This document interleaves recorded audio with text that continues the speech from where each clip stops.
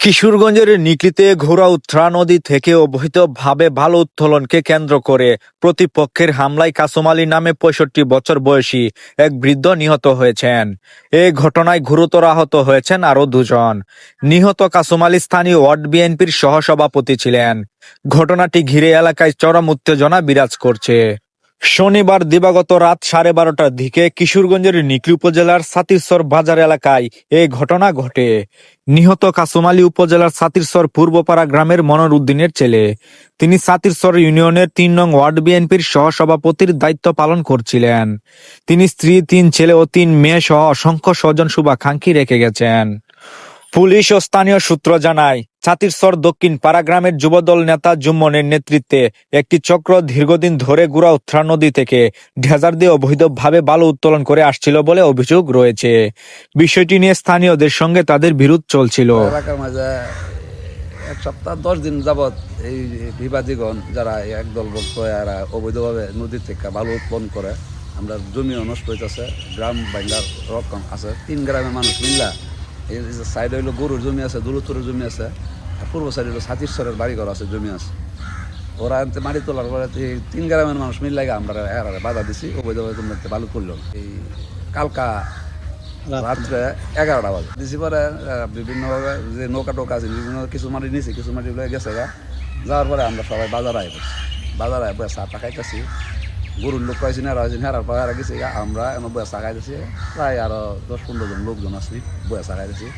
এই হিসাবে আর মাটি কেড়ে তুলতালো না বাধা দেওয়ার কারণে কেড়ে বুড়ি গেছি গা, স্ট্রবেরি নৌকা গেছি গা, এর লেগে আর দাও চুরি লইয়া বাজারে আয় উঠটা মানে আইতেছে আমার মায়েরা পালা দিব কয়েছে গাঙ্গ বাসায় দেম মায়েরা। আমরা এই বয়া এলো এই যে উড়ানো গেছি, এই যে শকত মেয়ার উড়ানো পশ্চিম মাথার থেকে খুব সাইডে বাড়ি উড়ানোর মধ্যে গেছি পরে খুব মারছে পরে আগ গুচ্ছে একজনে একটু পড়ছে না পড়েছে ফাঁকার মধ্যে একটা রাস্তা আছে পড়ছে পরে ওই যে আমার যে ভাই ওনার এক কূপ দেওয়ার পরে এগুলো যখন আগ গুচ্ছে আরে কী করে এগুলো বক্সন দিয়ে মাটি ফালাই দিয়েছে পরে আর সবাই মিললা লাত্তি কি বক্সে মাটি ঢুকেছে। পাশের যত ঘর আছে ঘরের লোকজন উঠছে আর যারা দারোগা আছেন এরা থেকে যে দাও দা কুবাইছে দাওয়া লাইকা থানা জমা দিছে। এই ঘটনা করছে তখন আমরা হাসপাতাল নিয়ে আইসি করে হাসপাতালতে ডাক্তারে কয়েছে মারা গেছে। তা প্রস্তুতি নিয়েছি আমরা করবো লাহালি হয়েছে এখন জমা দিই না। আমি ভালো জন আমি গ্রামের স্বার্থে দেশ ভাঙা যাবো জমি ভাঙা যাবো এই হিসাবে আমরা ভাই মারা গেছে আমার আঘাত হয়েছে এটা সুষ্ঠু বিচারছে। স্থানীয়দের দাবি, শনিবার রাতে আবারও বালু উত্তোলনের সময় বাধা দিতে গেলে রমিজ মেম্বারের উপর দেশীয় ধারালো অস্ত্র দিয়ে হামলা চালানো হয়। এই সময় তাকে রক্ষা করতে এগিয়ে আসেন কাসুম আলী।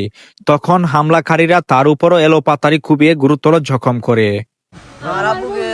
রাত 12টা মনে হয় 12:30 বাজে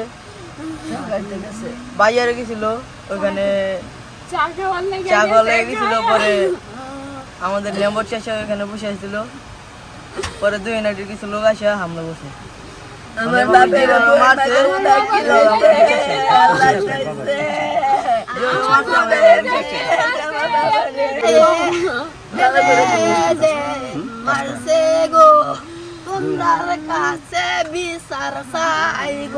দোকানে বাসায় এসে দোকান থেকে বাসায় এসে ভাত খাইছে, ভাত খায় আবার গেছে চা খায় ঘরে এসে শুধু বুঝতে তোমরা বিছনা করো আমি চাটা খাই আসি।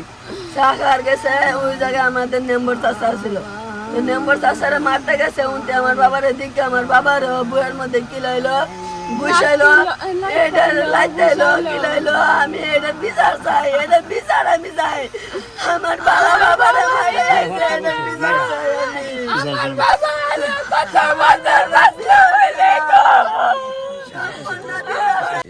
নদীর তাইকা অবৈধভাবে বালু উত্তোলনে বাধা দিচ্ছে। নদীর ইজারা বর্তমানে যে ইজারাদার আছে যদিও এই নদীটা লয়ে একটু সমস্যা আছে, তারপরে সে বর্তমানে এই নদীটা একটা অবস্থানে আছে।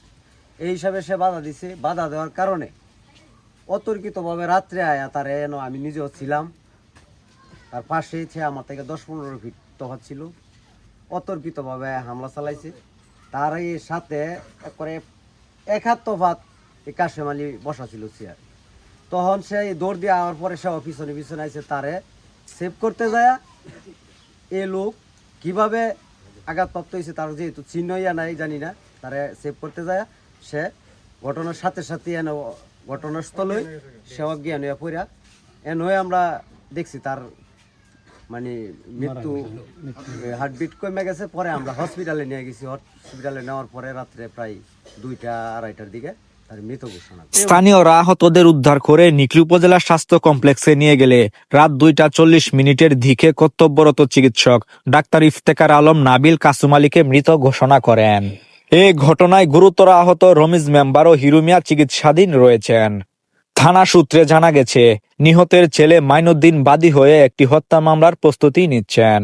যখন আর বাধা দিতে গেছিল নদীতে, এর সাথে আমিও ছিলাম। বাধা দিয়ে আসার পরে তানু একটা চা খাইতে আছে, আমার আব্বু পরে বাইর থেকে গেছে, শূন্য আমার কথা শূন্য গ্যাস এর সাথে একসাথে বসে চা খাইতে আছে। আমি নৌকার মধ্যে চলে গেছিলাম গো। নৌকা যাওয়ার পরে ওই যারা বালু উৎপাদন করতে গেছিল তারা আইসা নামদা লাঠি লট ব্যান্ডেল দিয়ে আইসা ওনার উপরে হামলা করছে। আমার চাচার উপরে আমার চাচার উপরে হামলা করতে গেছে, আমার বাবা গেছে বাসাইতে। তারপর আমার বাবার দমনে ঘুষি মেরে ফালাই দেওয়ার পরে যারা আসলে মারতে ছিল সবাই এলোপাতারিভাবে মারধর করে আমার বাবার জায়গায় অজ্ঞান করে ফেলে। এটা দূরত্ব আইনের আওতা আনা হোক আর ফাঁসি চাই আমি। এদিকে নিকলি থানার ভারপ্রাপ্ত কর্মকর্তা ওসি মাহবুবুর রহমান জানান, ভালো উত্তোলনকে কেন্দ্র করে প্রতিপক্ষের হামলায় একজন নিহত হওয়ার অভিযোগ পেয়েছি। ঘটনাটি গুরুত্বের সঙ্গে তদন্ত করা হচ্ছে, জড়িতদের বিরুদ্ধে আইনগত ব্যবস্থা নেওয়া হবে। স্থানীয়দের অভিযোগ, দীর্ঘদিন ধরেই ঘোড়াউত্রা নদীতে অবৈধভাবে বালু উত্তোলন চললেও কার্যকর ব্যবস্থা না নেওয়ায় এমন প্রাণঘাতী সংঘর্ষের ঘটনা ঘটেছে। এখন এলাকাবাসীর দাবি, হত্যাকাণ্ডের সুষ্ঠু তদন্তের পাশাপাশি অবৈধ বালু উত্তোলন বন্ধে প্রশাসনের কঠোর পদক্ষেপ নেওয়া জরুরি। ভয়েস অফ নিকলির সাথে থাকার জন্য আপনাদেরকে ধন্যবাদ।